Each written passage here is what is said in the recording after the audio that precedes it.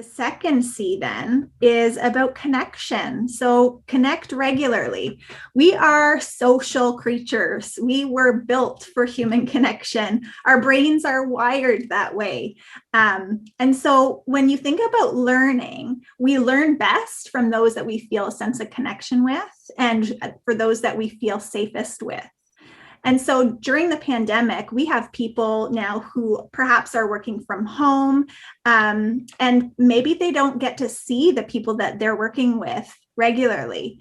And so connecting regularly is so important if we want people to feel safe and well at work. We would recommend having a daily check-in with your team members, at least once a day.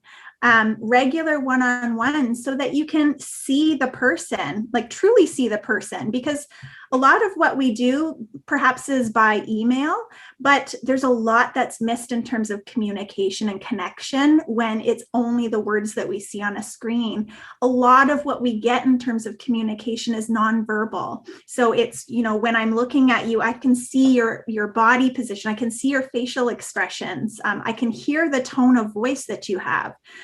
So not checking in with our people, it really doesn't provide that sense of safety, and it can lead to some uncertainty.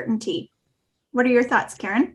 Absolutely. And as I did my research for my new Kind Leader book, I found some very interesting research that said most people actually in a work environment see or have connection or contact with their leader for less than 1 hour a week.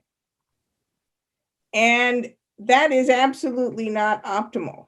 When that was increased to some kind of connection, and it doesn't mean the person has to be like right with you, to 1 or more hours a day, people's engagement, their ability to be creative, their ability to find innovative solutions expanded exponentially.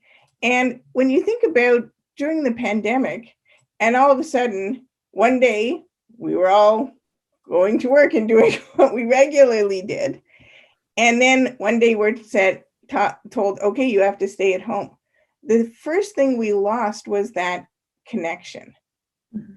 And that's been, as I've talked to people all over the world, for most people, that's absolutely been the hardest for them. For people who actually were in lockdown alone, mm-hmm. that is absolutely going to cause psychological unsafety. And think about it, what is the worst punishment? That if someone is sent to prison, they're sent to solitary confinement, right? Mm-hmm. So for people to feel psychologically safe, they need to be connected.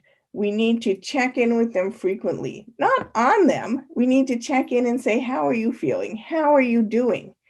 And we need to make sure that we create those firm connections between people, because that's going to give us the basis for psychological safety.